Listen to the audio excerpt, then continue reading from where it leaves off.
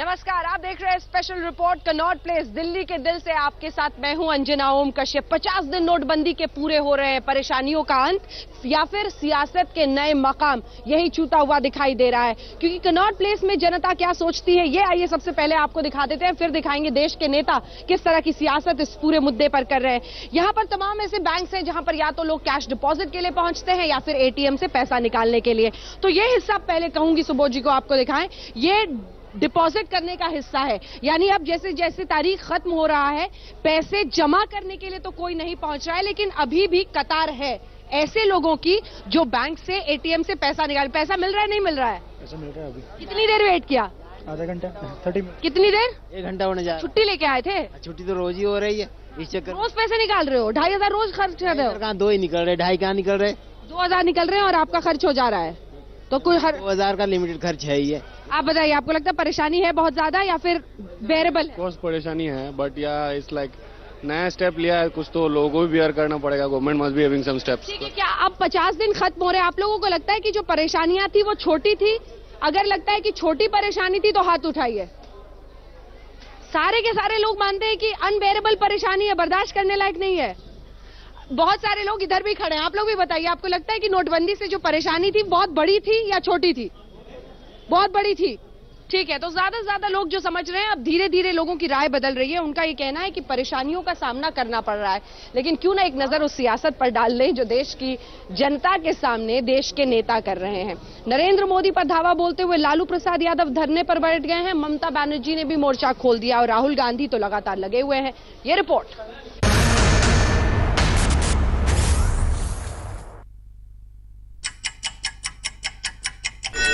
8 नवंबर 2016 की रात्रि को 12 बजे से वर्तमान में जारी 500 रुपए और 1000 रुपए के करेंसी नोट लीगल टेंडर नहीं रहेंगे।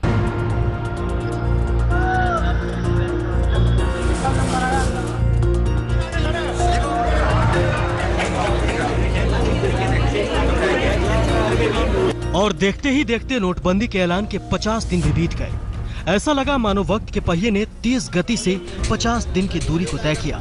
हालांकि ये भ्रम मात्र है, लेकिन पिछले 50 दिनों में पुराने नोटों पर पाबंदी के फैसले के बाद देश का साक्षात्कार हैरान और परेशान करने वाली कई तस्वीरों, घटनाओं के साथ हुआ। कहीं सरकार के फैसले पर पब्लिक और पॉलिटिकल हमला हुआ, तो कहीं जनता के दरबार में इसे सिर आंखों पर बिठाया गया।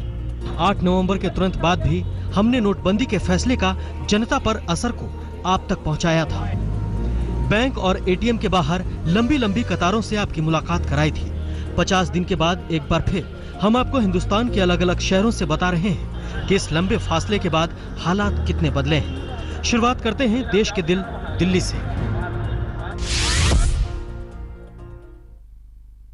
ये साउथ एक्स पार्ट 2 की ब्रांच है और इसके साथ ही यहाँ पर एटीएम है। लेकिन यस बैंक के एटीएम में कैश के लिए हमको यस मिला है, और जब हम इस एटीएम में गए हैं तो ये 500 के 5 नोट मिले हैं। तो 2000 में दिक्कत आ रही है, अब काम चल रहा है? अभी तो सही निकल गया तो। अच्छा, कोई भीड़ भाड़ मिली आपको? नहीं, पहला ही नंबर था।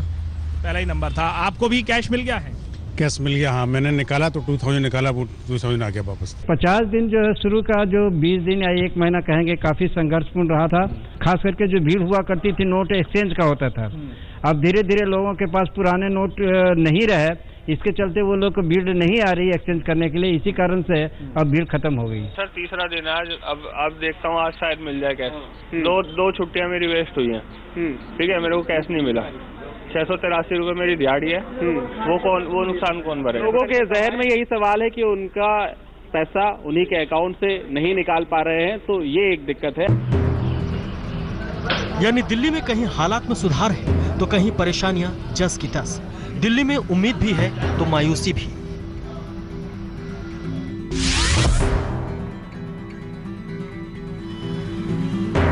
देश के सबसे बड़े शहर मुंबई में भी नोटबंदी के 50 दिन बाद एटीएम और बैंक के बाहर कतार में कमी आई है। अब तो एटीएम से 500 के नोट भी धड़ल्ले से निकल रहे हैं। यदि हम आईडीबीआई की बात करें तो अंदर आईडीबीआई का एटीएम काम नहीं कर रहा है, लेकिन ब्रांच है तो पैसा मिलता है। बगल में आईसीआईसीआई बैंक है, उसका एटीएम है। एटीएम में आप लाइन देख सकते हैं, क्योंकि लाइन इसलिए भी लगी है क्योंकि यहाँ 500 रुपए के नोट मिल रहे हैं और पूरे 2500 रुपए की जो लिमिट है वो पूरी मिल रही है। हाँ, रखा हुआ था तो सोचा कि एक्चुअली इतना लाइन रहता था जो नहीं कर पाता था, सोचा लास्ट में कर लेगा तो अच्छा रहेगा।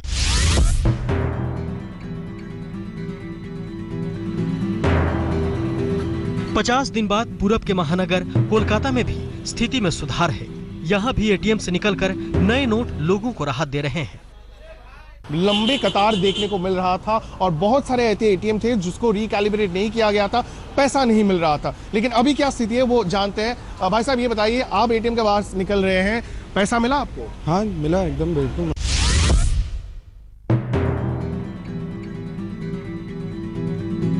पटना में एटीएम से पैसे तो धड़ाधड़ निकल रहे हैं, लेकिन मुश्किल ये है कि ज्यादातर नोट 2000 के ही है।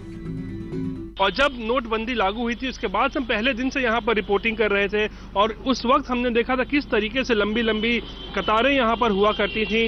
इस ऑफिस के में 11 एटीएम मशीन से और तमाम एटीएम मशीन के बाहर लंबी भीड़ थी। लेकिन आज आप हालात देख सकते हैं। जो प्रधानमंत्री जी ने जो जिस मुद्दे के लिए लड़ रहे हैं, इन्हें मतलब जनता को सपोर्ट करना चाहिए।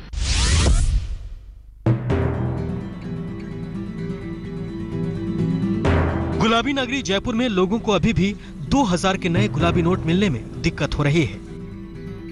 नोटबंदी के 2 दिन बाद टोंक रोड के इसी आईसीआईसीआई बैंक के एटीएम में हम ये देखने आए थे कि पैसा निकल रहा है कि नहीं निकल रहा है, लेकिन उस वक्त भी पैसा नहीं निकल रहा था। और आज जब 50 दिन पूरे हो गए हैं नोटबंदी के, हम ये देखने आए हैं क्या एटीएम काम कर रहा है, तो दोनों ही एटीएम आज भी काम नहीं कर रहे हैं, आज भी इनमें पैसे नहीं हैं।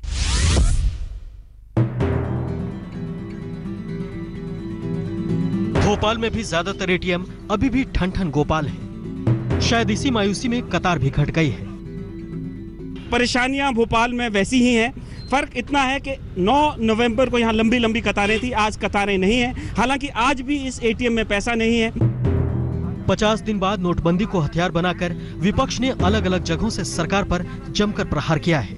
दिल्ली में राहुल गांधी ने प्रधानमंत्री से 5 सवाल पूछे, तो पटना में लालू ने फैसले के खिलाफ महाधरना दिया। 8 नवंबर के बाद कितना कालाधन निकला है, कितना कालाधन मिला है। दूसरी बात, देश को कितना इकोनॉमिक लॉस हुआ है। देश का हालत बहुत बुरा है और बुरा होता जाएगा। बिल्कुल अपना देश नरेंद्र मोदी के देखरेख में आर्थिक गुलामी के तरफ चला जा रहा है। प्रधानमंत्री मोदी ने देश से 50 दिन का वक्त मांगा था। हालांकि इन दरमियान कैश की किल्लत पूरी तरह से खत्म नहीं हुई है, लेकिन लाइन की लंबाई जरूर कम हुई है। हिंदुस्तान हमेशा से उम्मीदों पर जीने वाला मुल्क है। भरोसा है कि सरकार का वादा हर किसी को जल्द राहत पहुंचाएगा। आज तक ब्यूरो। लाइन है, आज भी लाइन है, लेकिन बहुत लंबी नहीं है। कम से कम पहले जितनी लंबी लाइन हम देखते थे कनॉट प्लेस में, उसके मुकाबले लाइन बहुत कम है। लेकिन मुश्किलें खत्म नहीं हुई है 50 दिनों के बाद भी। आप देश के अलग अलग हिस्सों में जाएंगे तो व्यापारियों से लेकर आम आदमी को, कई जगहों से तो खबरें ऐसी आ रही हैं कि अभी भी बैंक के बाहर लोग रात में रहते हैं ताकि किसी तरह से सुबह उठते ही बस अपने पैसे निकालें और जाएं। ये हम कनॉट प्लेस में मौजूद हैं। और ये कितने साल से पान की दुकान है आपकी? इनसे पूछिए पहले से है। लेकिन अब पिछली बार मैं आई थी, मुझे चेहरा याद आ गया। पेटीएम शुरू किया कि नहीं किया? मोबाइल से पेमेंट ले रहे हैं नहीं ले रहे? हाँ ले रहे हैं। आपने पिछली बार कहा था कि नहीं सीखा है, अब सीख लिया। हाँ ले रहे हैं। तो ये बदलाव आप में आ गया? किसके कहने पे ये बदलाव किया? मोदी जी के कहने पर। मोदी जी के कहने पर। तो खुश है ना इस बात से? बहुत खुश हैं, बहुत खुश हैं। तसल्ली है, मोबाइल टू मोबाइल पैसा आ रहा है। बहुत बढ़िया है। ठीक है, पिछली बार जब हम इनसे बात कर रहे थे तो इन्होंने कहा था कि हमें नहीं आता कि मोबाइल को बटुआ कैसे बनाएं, लेकिन जब रास्ता नहीं बचा तो आ गए। जी हाँ, उसी रास्ते जिस रास्ते देश चलने की कोशिश कर रहा है। लेकिन मुश्किलें कई लोगों को बहुत ज्यादा भी हो रही हैं। देखिए,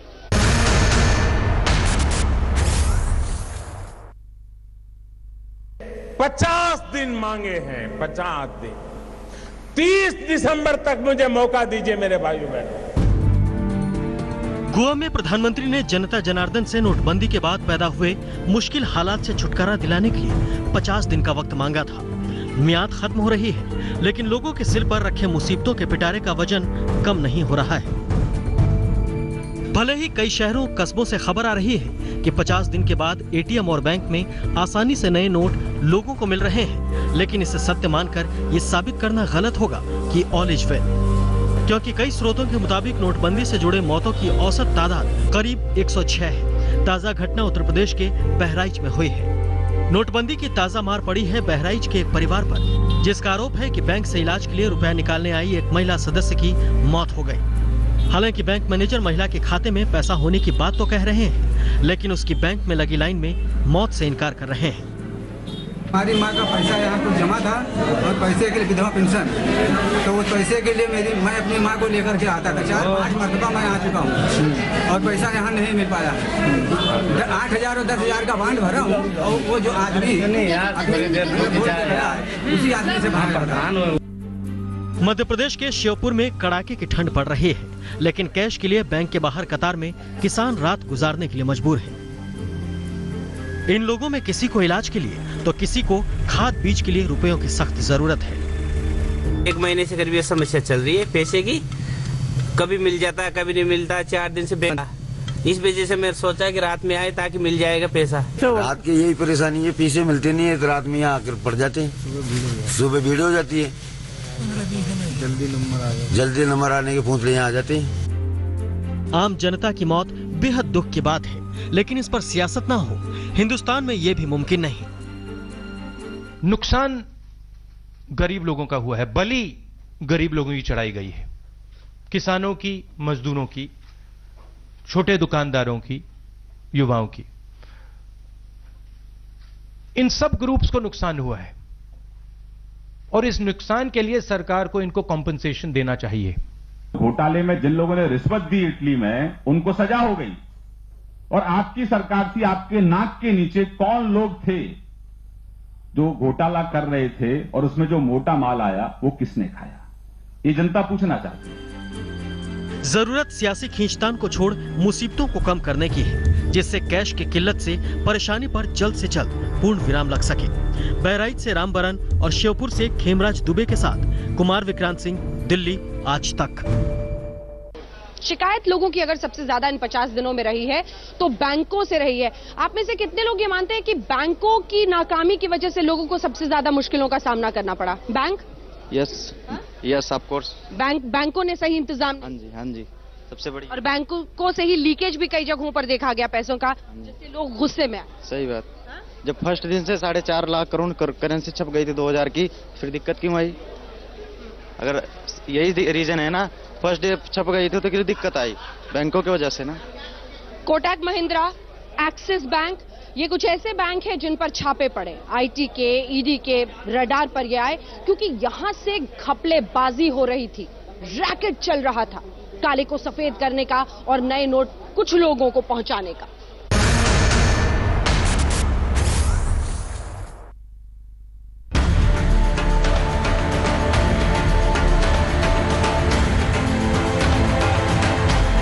नोटबंदी के ऐलान का 50वां दिन। ये तो चर्चा की बात है कि 500 और 1000 के पुराने नोटों पर पाबंदी से इस दौरान लोगों को नफा हुआ या नुकसान। लेकिन एक हकीकत जो खुलकर सामने आई वो है प्राइवेट और सरकारी बैंकों में बैठे वो अधिकारी जो चोरी छिपे काले धन को सफेद कर रहे थे। दिल्ली के केजी मार्ग स्थित कोटक महिंद्रा बैंक के मैनेजर को ईडी ने हवाला कारोबारी पारसमल लोढ़ा और रोहित टंडन से संपर्क के आरोप में गिरफ्तार किया है। जानकारी सामने आई है कि फर्जी खातों में 70 करोड़ की काली कमाई जमा की गई है। इस वक्त हम दिल्ली के केजी मार्ग स्थित कोटक महिंद्रा बैंक के बाहर मौजूद। दरअसल यहाँ एक बड़ी कार्रवाई हुई जिसमें बैंक के मैनेजर को ब्लैक मनी को व्हाइट करने के आरोप में गिरफ्तार किया है और बाकायदा ईडी ने कार्रवाई की है मनी लॉन्ड्रिंग के तहत। इससे पहले नोएडा के सेक्टर 51 के एक्सिस बैंक में छापेमारी हुई और पता चला कि 20 फर्जी खातों में 60 करोड़ की रकम जमा की गई। इसके अलावा दिल्ली के चांदनी चौक के ब्रांच में 40 फर्जी खातों में 450 करोड़ रुपए जमा होने का खुलासा हुआ। इससे अलग भी कई दूसरे निजी और सरकारी बैंकों के अफसर सलाखों के पीछे भेजे गए। आरोप है कि उन्होंने कमीशन लेकर काले धन को सफेद किया था। इस बीच नोटबंदी से 50वें दिन सरकार ने अपने नए फैसले से फिर से चौंका दिया है। कैबिनेट ने नोटबंदी पर अध्यादेश को मंजूरी दे दी है। अब 31 मार्च 2017 के बाद पुराने नोट रखने पर 4 साल जेल होगी। 1000 और 500 के पुराने नोट से लेन देन पर 5000 जुर्माने का प्रावधान होगा। पुराने नोटों की संख्या 10 से ज्यादा होने पर जुर्माने और सजा का नियम होगा। 31 मार्च के बाद पुराने नोटों पर केंद्र और आरबीआई की कोई देनदारी नहीं होगी। सरकार के विरोधी इस अध्यादेश के खिलाफ हैं, लेकिन सरकार इसे देश हित में बता रही है। वैसे नतीजे के लिए कुछ वक्त का इंतजार जरूरी है। दिल्ली से चिराग गोठी के साथ आज तक ब्यूरो। हम दिल्ली में मौजूद है, लेकिन देश के कोने कोने में एक पक्ष नोटबंदी का ये भी है कि व्यापार में मंदी की शिकायत तमाम लोग कर रहे हैं। क्या ये जो नोटबंदी हुई है, आपने भी अब पेटीएम की शुरुआत कर दी है, मोबाइल को बटुआ बना रहे हैं, डिजिटल पेमेंट करा रहे हैं, आपको लगता है कि इससे व्यापार पर, धंधे पर असर पड़ा है? बहुत असर पड़ा है। क्या असर? बुरा, अच्छा? बहुत बुरा असर पड़ा है। हमारा बिजनेस 50% से ज्यादा पे डाउन हो चुका है। ये कार्ड और पेटीएम से हम पहले से पेमेंट ले रहे थे, अगर आज ये नहीं होता हमारे पास तो हम तो बहुत ज्यादा लॉस में थे। अगर आज ये नहीं होता तो और भी ज्यादा लॉस में होते। लेकिन किसानों को सबसे ज्यादा परेशानियों का सामना करना पड़ रहा है, और किसानों को यहां तक कि जो सब्जियां हैं, ऐसी सब्जियां जो खराब हो सकती हैं, सड़ रही हैं, व्यापार जिसकी मंदी की वजह से बहुत बड़े नुकसान का न सिर्फ व्यापारी सामना कर रहे हैं बल्कि देश के किसान भी।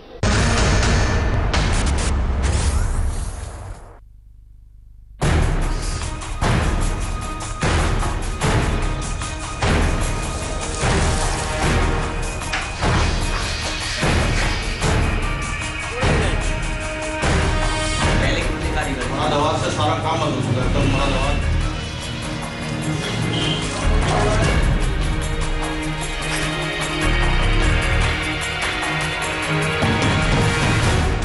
नोटबंदी के 50वें दिन ये है देश का सूरत हाल। नोटबंदी की चोट से देश में काम धंधे कराह रहे हैं।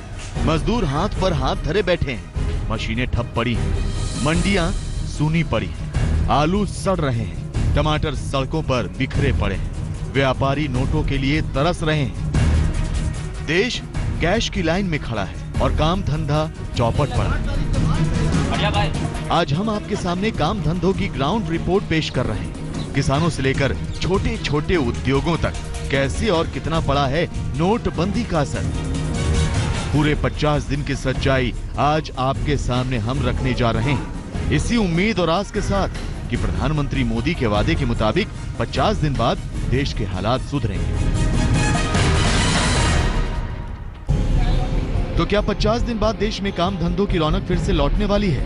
फिर से मजदूरों और व्यापारियों की बाँछें खिलने वाली हैं? क्या नोटबंदी के 50 दिन बाद देश में वाकई अच्छे दिन आने वाले हैं? तो चलिए अब आपको पिछले 50 दिन की ग्राउंड रिपोर्ट दिखाते हैं।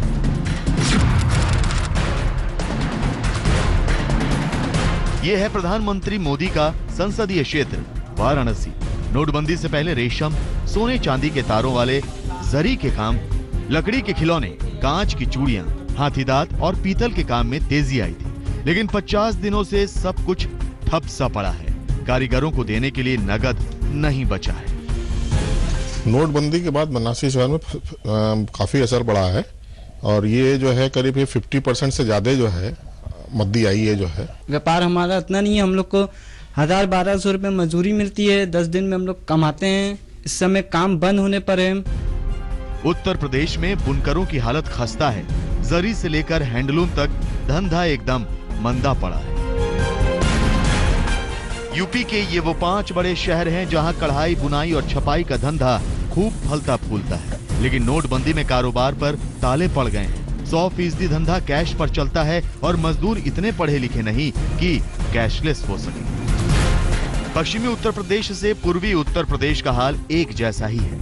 नोटबंदी में हजारों कारखाने बंद पड़े हैं और लाखों मजदूरों की रोजी रोटी का संकट खड़ा हो गया है।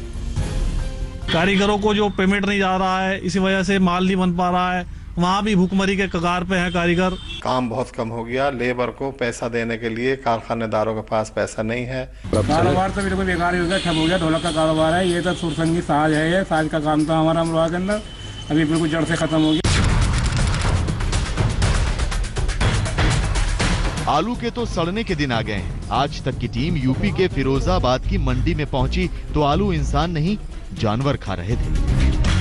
आज तक की टीम पहुंची तो अजीब नजारा देखने को मिला। आलू मवेशियों को परोसा जा रहा है। बम्पर पैदावार होने के बावजूद किसानों के चेहरे पर खुशियां नहीं। बंदी के सबसे ज्यादा कारण आलू फेंक रहा है हर जगह।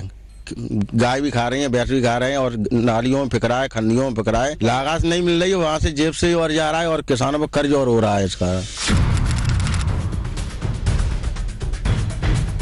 हरे नोट गुलाबी क्या हुए, टमाटर के रंग भी उड़ गए। कभी जो टमाटर किसानों की तकदीर बदल देता था, अब वो रुला रहा है। टमाटर क्रेट का 60-70 रुपए क्रेट बन रही, 20-25 किलो बनता है। किराया भाड़ा ही नहीं निकल पा रहा है, इसलिए हम तोड़ना ही बंद कर दिए, सब ढोरों को खिला रहे हैं। सर क्या भाव बिक रहा है अभी बाजार में? बिक का 5 रुपए किलो नहीं ले रहा, कोई 2 रुपए किलो, 3 रुपए किलो बिक रहे हैं।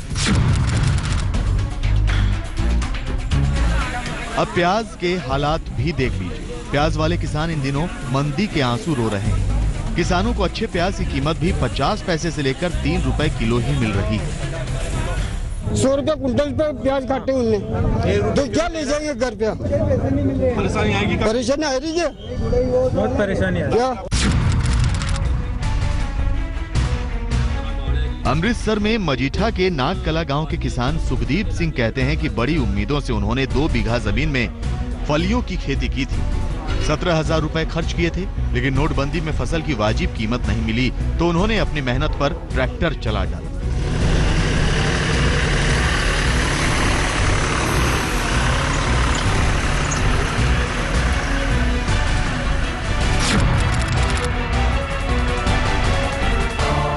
गांव के रहने वाले एक किसान का कहना है कि 80 सालों में पहली बार उन्होंने फसल की बुआई के वक्त किसान को पैसे के लिए तरसते देखा है। देश की राजधानी दिल्ली से सटा हुआ यानी बाहरी दिल्ली का इलाका है नजफगढ़। वहां पे जब हम केर गांव पहुंचे तो ये जो जमीन आप देख रहे हैं, इसे देख करके भले ही आपको ये मामूली जमीन लग रही हो, लेकिन ये खेती की जमीन है। लेकिन इसलिए क्योंकि यहाँ पे कोई फसल इस बार आपको नहीं दिख रही है, ना ही दिखेगी, क्योंकि नोटबंदी की वजह से इस जमीन के जो मालिक थे उनके पास बुआई के लिए, बीज खरीदने तक के लिए पैसे नहीं मिल पाए वक्त। और यही वजह रही कि फिलहाल इस पूरी जगह पे जहां दिसंबर में बुआई हो जानी थी नई फसल के लिए, अब तक इसी तरीके से पड़ी हुई है, जुताई हुई है जैसे तैसे, लेकिन फिलहाल बुआई इसकी नहीं हो पाई। आप बताएं यहाँ पे कौन सी फसल के लिए जो बाबूजी आपको बीज यहाँ बोने थे? ये गेहूं की फसल के लिए खेत तैयार किया था, लेकिन वो कम बारिश की वजह से तैयार भी नहीं हो पाया, और ना ही इसके उस मौके पे हमें पैसा मिल पाया, क्योंकि सरकार ने जो किसानों के लिए 25,000 रुपये कहा था, वो बैंकों ने 2-2, 3-3 हज़ार रुपये देते, और वो भी लाइन में लगे रहते, लेकिन उससे काम हमारा पूरा नहीं। नोटबंदी के 50 दिनों में देश ने जो मंदी का दौर झेला है, अब प्रधानमंत्री के वादे उनकी उम्मीदों को पंख लगा पाएंगे। 50 दिन पूरे हो रहे हैं, पूरा देश टकटकी लगाए तरक्की का इंतजार कर रहा है। आज तक ब्यूरो। इन परेशानियों के बीच एक रास्ता सुझाया गया कि मोबाइल को बटुआ बनाइए, डिजिटल प्लेटफॉर्म पर पेमेंट कीजिए, ई मनी का इस्तेमाल कीजिए, तो इससे कम से कम अगर नोट की छपाई में दिक्कत हुई है तो उस मुश्किल से देश बच पाएगा। आप में से कितने लोग ई पेमेंट करते हैं, यानी मोबाइल के जरिए पेमेंट करते हैं? हाथ उठाइए। तो कम से कम दिल्ली के कनॉट प्लेस जैसे इलाके में 8-10 हाथ इस भीड़ में उठ रहे हैं। आप में से लोग इस्तेमाल करते हैं मोबाइल को पेमेंट के लिए? कितने लोग? हाथ उठाइए, हाथ उठाइए। काफी लोग करते हैं, लेकिन अभी भी सरकार अपनी तरफ से पूरी कोशिशें कर रही है। कई तोहफे अनाउंस किए गए हैं, छूट की भी बात कही गई है अगर आप डिजिटल प्लेटफॉर्म का इस्तेमाल करेंगे पेमेंट के लिए। कितना कैशलेस हुआ है भारत, कितना डिजिटल पेमेंट कर रहा है भारत, ये रिपोर्ट देखिए।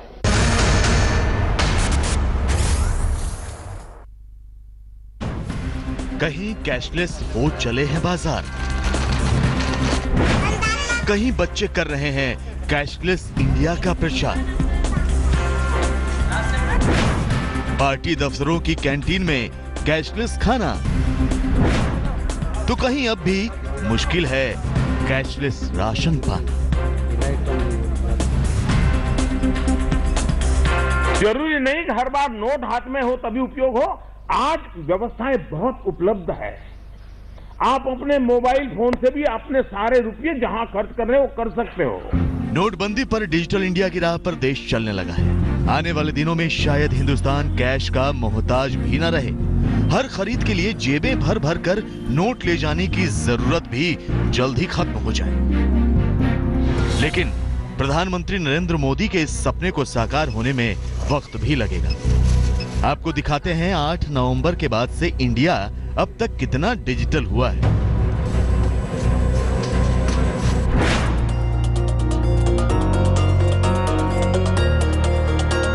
राजधानी दिल्ली, यहाँ के बड़े बाजारों में लेन देन से लेकर खरीद फरोख्त तक लगभग सब कुछ कैश में ही होता था, लेकिन बदले हालात ने दुकानदारों से लेकर ग्राहकों का नजरिया भी बदल दिया। अब आपको दुकानों पर डिजिटल पेमेंट के अलग अलग ऑप्शन नजर आएंगे। कहीं कार्ड तो कहीं ई पेमेंट की सुविधा मिलेगी। आपके पास स्वाइप है, आपके पास पेटीएम है, आपके पास चेक पेमेंट्स है, ऑप्शन आपके पास है। किसी फॉर्म में आप दें, किसी तरह का कोई मनाही नहीं। कैश देना चाहे कैश, पेटीएम देना चाहे पेटीएम, और आप कार्ड देना चाहे कार्ड। तो ज्यादातर कार्ड चलते हैं और पेटीएम से दोनों चलते हैं, कैश कम आते हैं। बड़े बुजुर्ग, महिलाएं, पुरुष, हर किसी के हाथ में मोबाइल और चेहरे पर कैशलेस इंडिया मुहिम को कामयाब बनाने की खुशी। तस्वीरें दिल्ली से करीब 2500 किलोमीटर दूर केरल के मल्लापुरम की हैं। यहाँ की आदिवासी बहुल नेदुमकायम कॉलोनी पूरी तरह डिजिटल और कैशलेस हो गई है। अब ना तो इन्हें नोटों की गड्डियों की जरूरत है और ना ही बैंकों के चक्कर काटने की दरकार। So we are making a Wi-Fi this one availability here for throughout this place. So today onwards they can transact in what you call through telephone the payments and all. Madhya Pradesh के आगर में तो कैशलेस इंडिया की मुहिम जोरों पर है।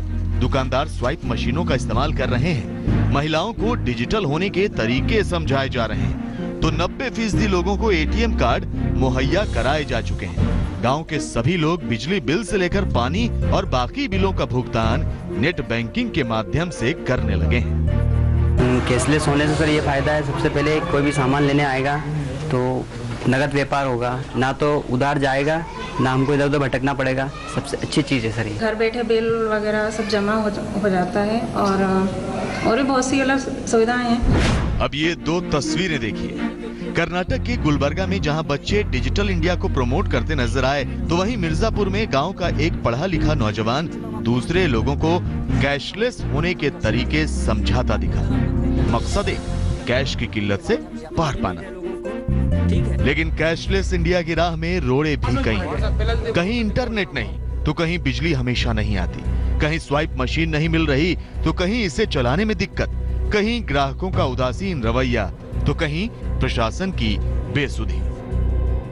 जोधपुर में ration की ऊंची चढ़ाई, सीढ़ियों के सहारे महिलाएं एक एक कर ऊपर चढ़ रही हैं। बाकी लोग थैला लिए अपनी बारी का इंतजार कर रहे हैं। ऊपर छत पर लोगों की भीड़ इकट्ठा है तो एक शख्स हाथ में एंटीना लिए खड़ा है। दरअसल ये नजारा जोधपुर के बालेसर क्षेत्र के सरकारी राशन की दुकान का है, जहां मोबाइल नेटवर्क आता नहीं। फिर पीओएस यानी पॉइंट ऑफ सेल मशीन पर अंगूठा कैसे लगे? घरों से राशन लेने के लिए यहाँ अंगूठा लगता नहीं है, कभी तो ऊपर जाते हैं, कहीं रास्ता नहीं, जाने के लिए बहुत असुविधा है कि आधे लोगों को ऊपर आना पड़ता है ट्रांजेक्शन करने के लिए। ये समस्या बड़ी विकट समस्या है नेटवर्क की यहाँ। जाहिर है यहाँ डिजिटल इंडिया की बात ही बेमानी है। यहाँ राशन के लिए आसमान की ऊंचाई मापनी पड़ रही है। लोगों को सब्र का इम्तिहान देना पड़ रहा है।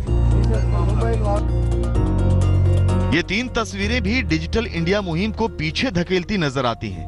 मुंबई का मंत्रालय अब तक कैशलेस नहीं हुआ तो दिल्ली में बीजेपी ऑफिस भी कैशलेस होने से कोसों दूर है। पटना के बीजेपी दफ्तर में खाने के लिए अब भी नोटों का ही सहारा है। देखते हैं सरकार क्या करती है। या तो सरकार हमें कैश दे देगी तो हम सरकार के ओर से बैंक मित्र बनकर काम करेंगे, हमारा विरोध नहीं है, लेकिन मुझे लगता है ये दर्दजनक बाबत है। जाहिर है हिंदुस्तान को स्वीडन, कनाडा, साउथ कोरिया जैसे देशों की तरह कैशलेस होने में अभी वक्त लगेगा। मुश्किलें कई हैं, अड़चनें कई हैं, लेकिन दुनिया ये भी जानती है कि मुश्किलों से पार पाना हिंदुस्तानियों को बखूबी आता भी है। आज तक ब्यूरो। करोड़ों करोड़ के रुपए, काले नोट, गुलाबी नोट और इन सबके साथ साथ चमकता हुआ सोना। जी हां, करोड़ों करोड़ के नोट ही नहीं बल्कि करोड़ों का सोना भी अलग अलग जगहों पर देश में पकड़ा जा रहा है। कैसे सरकार ने इन पर कसा है शिकंजा, कैसे इन सबको लपेटे में लिया है, ये रिपोर्ट देखिए।